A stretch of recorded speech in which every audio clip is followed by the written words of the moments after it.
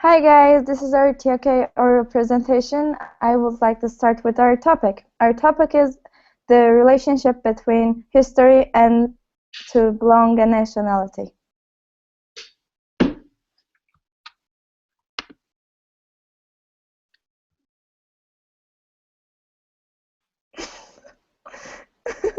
Yes, Fatma Nur.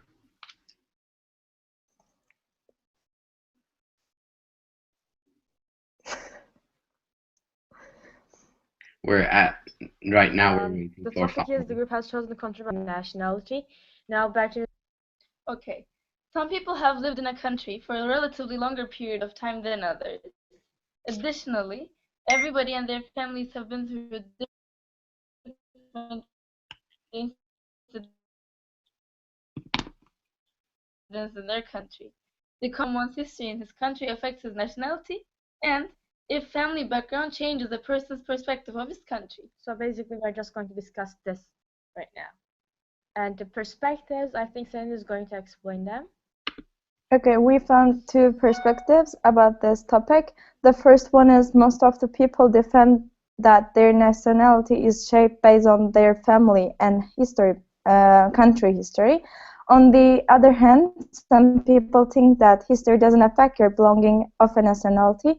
It is a purely an independent decision that everybody makes on their own. And now I will talk about the areas of knowledge. The first area of knowledge in our context is history. We could easily consider our topic to be related to the area of knowledge history. In the knowledge framework for history, for example, it says links to personal knowledge. To what extent are you involved with history? How is your perception of the world and position in it affected by history, which directly concerns our topic since well, our topic is based on personal history and personal knowledge. And human science is another area of knowledge that plays a role.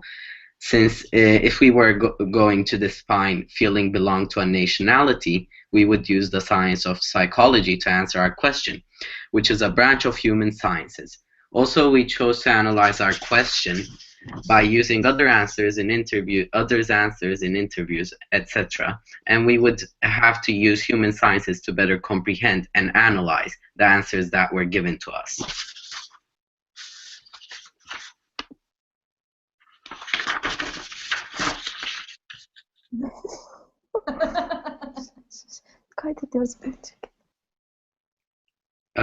Now Fatma Nur will explain us better the ways of knowing.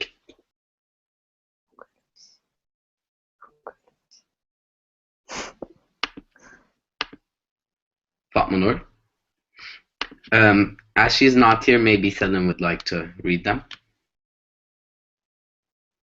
Am I going to read them? Yes. Okay. I guess we're having technical difficulties with Fatma Nur, so. Okay, I would like to start with language. It's a fact that language is a huge impact on feeling belonging to a certain nationality. Most of people use at least know the language of nationality they feel close to. Language is a tool that we use to communicate and share our feelings and thoughts. By using language, we feel closer to certain things and explain how we feel about certain circumstances. Because of this, most of the time people feel closer to the people who use his or her language. Language makes people closer and share something even though they don't have anything in common. Because of these facts, people feel like they belong to a nationality if they use language of the nationality most of the time. Now maybe Fatma Nur, since she's back, can read us emotion. Right, Fatma Nur?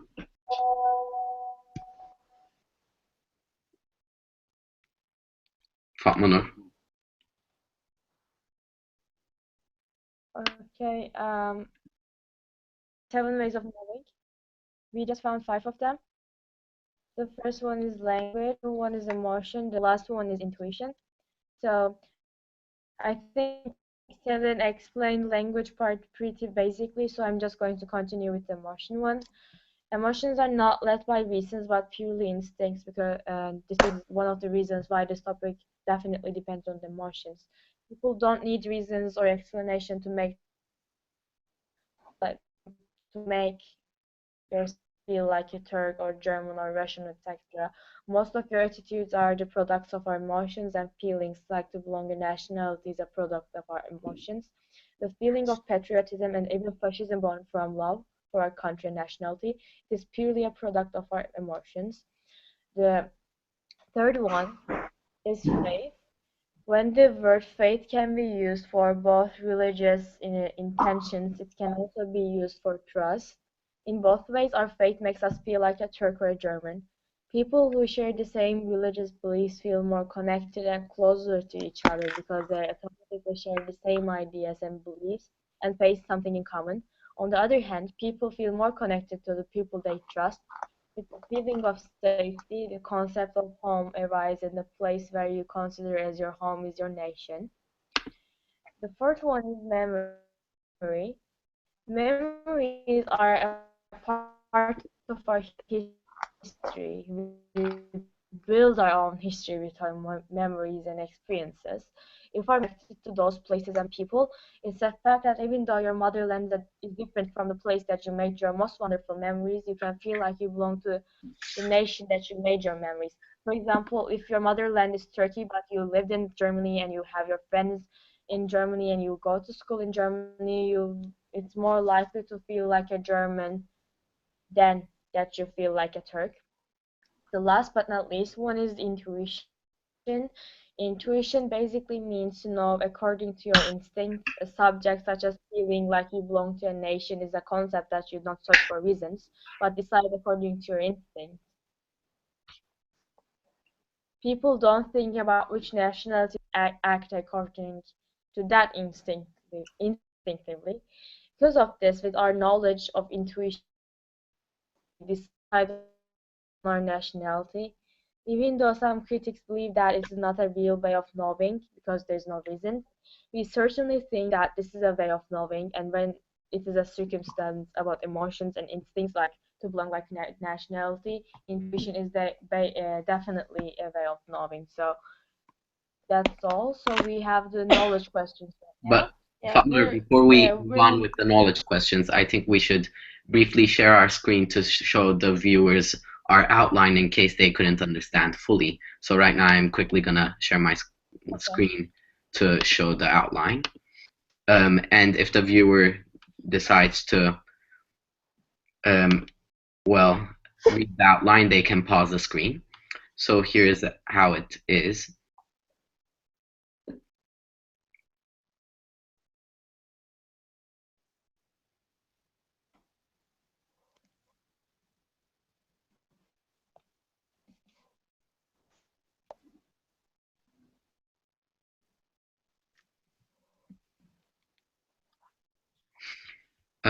Now we will continue with our open discussion, which Bertrand will present to us. Okay. Our first question is, to what extent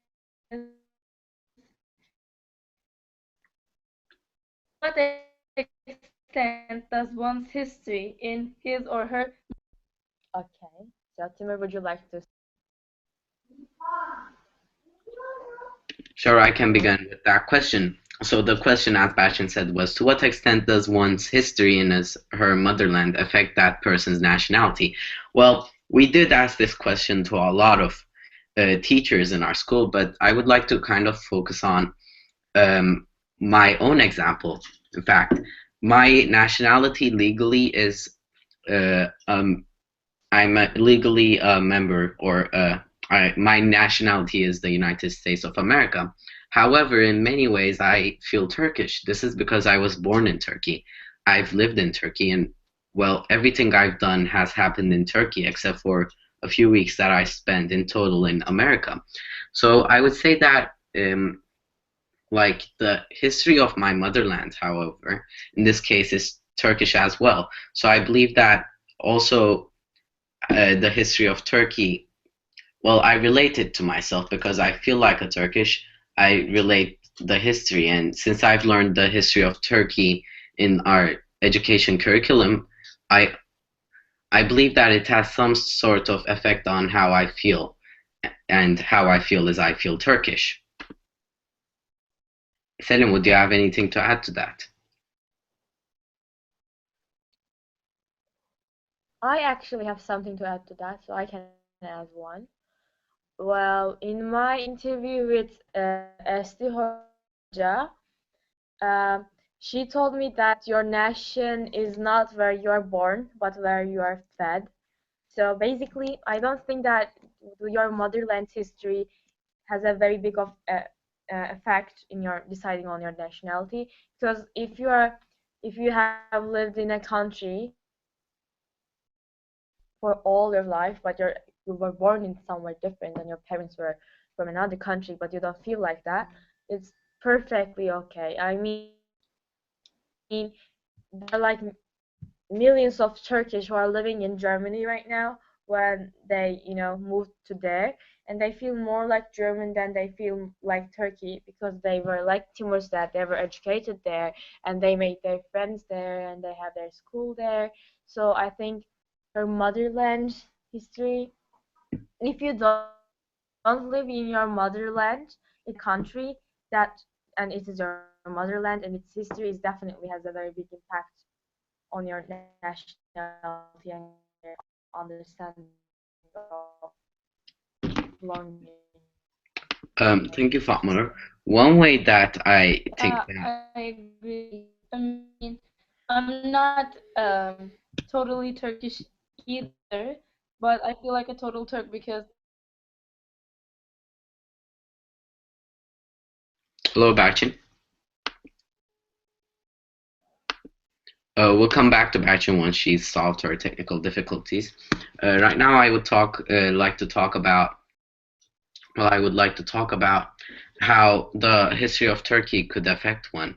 Well, since we began as the Ottoman Empire, which was an empire, a multicultural empire with many cultures involved, I believe that that actually has an effect on how Turkish people feel, because when Turkish people think about other nations, they don't feel disgusted or they don't feel like they're enemies. However, they feel like they're friends because Turkish people and their ancestors have been living with people from other nationalities for centuries now, which is both amazing and it makes the Turkish people feel more open-minded to other nationalities. And that's why I think that when a Turkish people thinks about his nationality, he actually feels really Turkish, and Turkish people often are really patriotic about their nationality. Um, and it also helps them to be more open-minded about other people's nationalities. I think Bachin can continue now that we got her back. I wasn't gonna really say anything, but I just said that I'm not totally Turkish either, but I feel like a total Turk because I've lived here throughout my entire life, and I I'm living here in Turkish culture, and I really feel familiar with it. So, I mean, it doesn't really depend on where you were born. But how you where Yes, you live, yes, I think I and agree what with you. where you got used to. Yeah, I agree with that one. Thank you, Selim. Would you have anything to add, Selim? I totally agree with Barchin and plus one or two because I don't think that where you were born is not your motherland. It's just your motherland. Where where is your home is more like an motherland for you to, and that nationality is what you feel. Thank you, Selim. Bachin, should we move on the next question? Yeah, sure. The next question is, how do stereotypes influence a person's personal identity? Okay, so who would like to begin on this? I can start with that one. Well, personally, I think stereotypes should not affect a person's identity, but it's also a fact that sometimes stereotypes are true. I also saw this in my interview with a teacher. She told me that even though I don't believe in stereotypes and I don't like them, I believe that sometimes they're true. She told me that, like, she gave the example of being a hostile nation as the Turkish. Turkish people are really friendly and warm, and we like new people around us. So it's kind of a stereotype that all Turkish people are hostile. But actually we are. So I think stereotypes can be sometimes be true, but it's also a fact that, for example, when you go to USA or UK and you say that you're Turkey, sometimes they treat you like a terrorist. yeah, they treat you like a tourist, and it's kind of a stereotype, and I think it's kind of annoying. Yeah. So I think it is both yes and no, because sometimes it can influence a person's personal identity, and sometimes it can be true. But like I said, sometimes it can be just wrong. So I think Yeah. it's just yes and no too. I understood the same thing from my interview. Um, as Fatma Nur said, European people usually think that Turkish people are terrorists, and this is a common stereotype, but I don't agree with it, and I don't think that it affects me. I'm not saying that, oh, people think that I'm a terrorist, I'm gonna kill myself in my daily life, but because it affects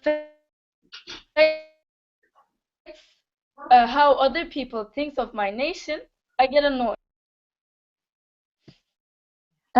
I don't think that stereotypes affect your feeling like a Turk or any nationality, because like if you don't fit your the stereotypes, you don't feel less Turkish. I mean, like uh, for basic example, um, Turkish women are usually short, but if you're a long woman, you wouldn't feel less Turkish.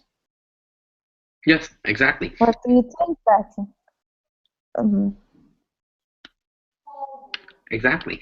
And I would like to make a point to something with my interview with Mrs. Ware. We were talking about how the New Zealander stereotype is that every New Zealander is usually extremely laid back and comfortable. And so so she said that she does actually carry that personality, and she does believe that that stereotype is true most of the time, and at least for herself.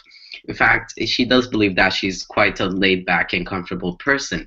And she said that this affects her personal identity in a way that people, when they learn that she's a New Zealander, people sometimes treat her like she's laid back, and they're more comfortable with her.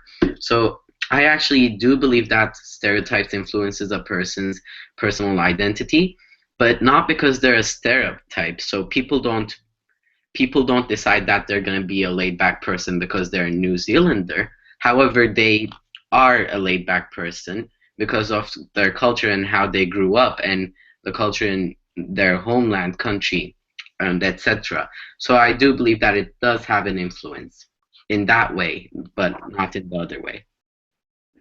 Yeah, I think what you meant is people don't feel, people don't become something just because a stereotype says that their nationality usually has that identity. They just have it. I mean, okay, that's true. But it's also a fact that, okay, some stereotypes are true because it affects your cultural identity and how you're brought up. But it's also a fact that, for example, why do Europeans or the people in USA consider Muslims as terrorists? Think about it. Because most terrorists are Muslims. Yes, but is it a fact that should be generalized? No. No. So, but it's actually kind of like okay, they think that, for example, Turkish people are warm because most of us are warm, but like they all think that most of us are terrorists. I don't think so. I mean,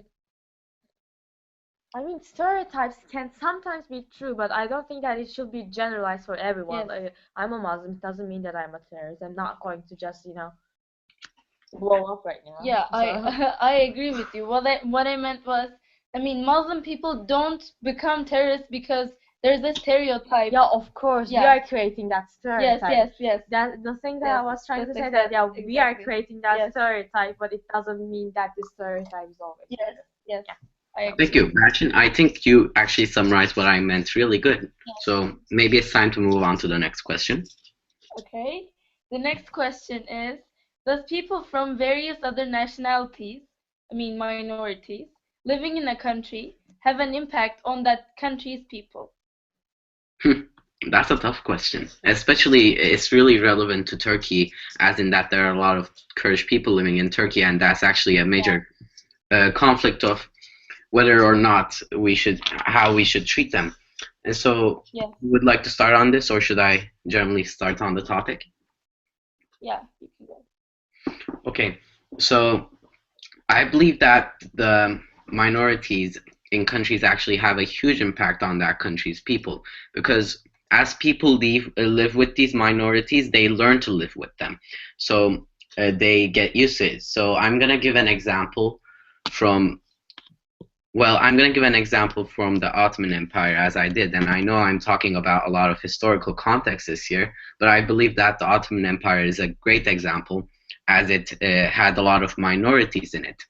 And I believe that these minorities actually gave the nation a different identity. They affected the other people living in that nation, become more open-minded to minorities, because as people live with these minorities, they learn to be open-minded and also coincide and live with them together. Selin, do you agree? I totally also think that minorities have huge impact on other people who live with them, because they also have an impact on the country and the country's like culture. So we can't deny that their impact on us, on the other people who live with them. What do you think, Fatma Nur? Well, I want to actually analyze this with ways of knowing. How? I mean, this minority issue is kind of a big deal in Turkey, because okay, Timur gave the example of Kurdish people, but there are also the lots of Armenians too, or what do you say, Circassian people. So I think the the thing that affects is like, from the ways of knowing, it's definitely language, emotions, faith, and memory. The reason the minorities feel like Turkey is their home because they have memories in there. Their families were there. Their personal history belongs to Turkey. I mean Ottoman Empire, and that's why they still see Turkey as their uh, nation, right? Yes. And also, the thing is, they also have the faith in them. By mean faith, I don't mean the religion kind of faith, but I am trying to say the trust kind of faith. They they were they lived with this. They lived in this country for centuries, so they have faith and they trust the people around here, and that's also a fact why they feel like Turk. The other thing is, of course, language. I mean, even though they're Kurds and they're Armenian people and they have their own languages, is the fact that because they are living in Turkey, they're speaking Turkish, most of them. So I think language is a huge it has a huge importance, uh, because it's a tool that connects people with each other. Because even though you don't have anything in common with them, you share with something with them, which is your language. Language is the tool that you share your thoughts, your emotions, and your perspectives on some issues. So if you don't share the same language, it will be really hard to communicate. And if you're with these minorities, because of the fact that they have been living in this country for a very long time. We share the same language, and that's why um, they feel like a Turk. And I think that's why Ottoman Empire was really friendly and well organized empire.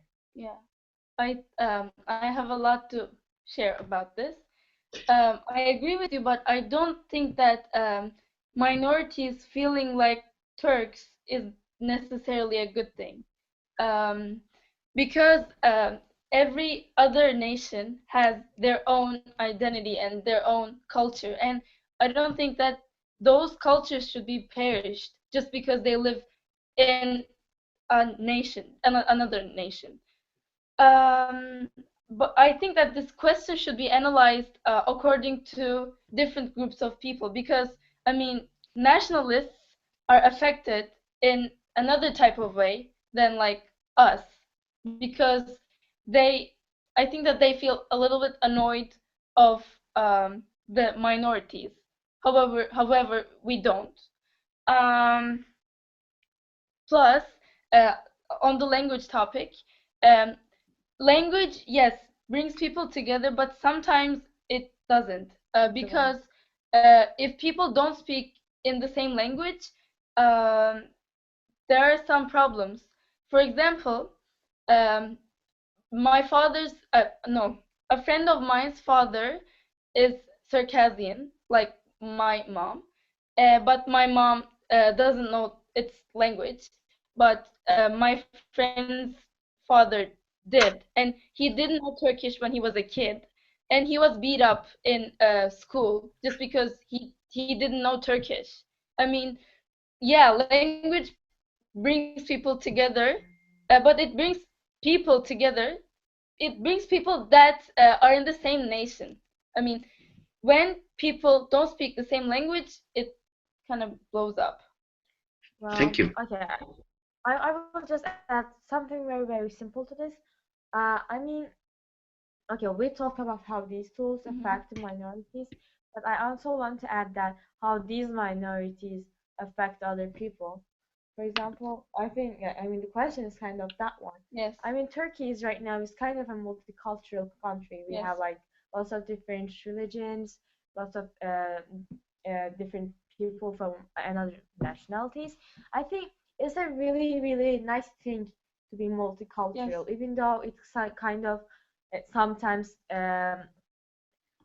make arise for conflicts. I think it's really nice because you can see the world from other perspectives too, with other kind of religions and other beliefs affect other people differently. mhm, So I think because Turkey is a multicultural country, it's really nice and it makes the people around that, the people around the minorities very lucky because they got more culture oriented even though they don't want to. right. And it Okay. makes the country more interesting. Yeah, Thank you. that's Now, before we end, I would like to simply add a controversy topic, a simple disagree or agree question.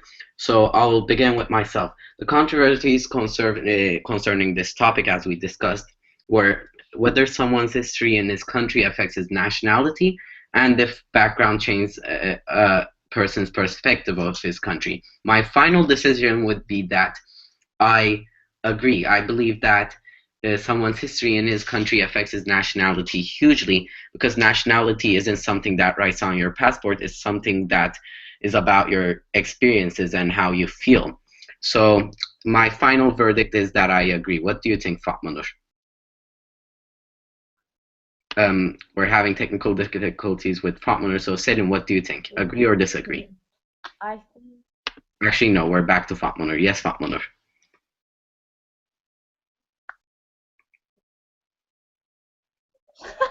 simply, like I said, the history, not the history of your motherland, but the history that you're living, the history of the country that you're living, has a big impact.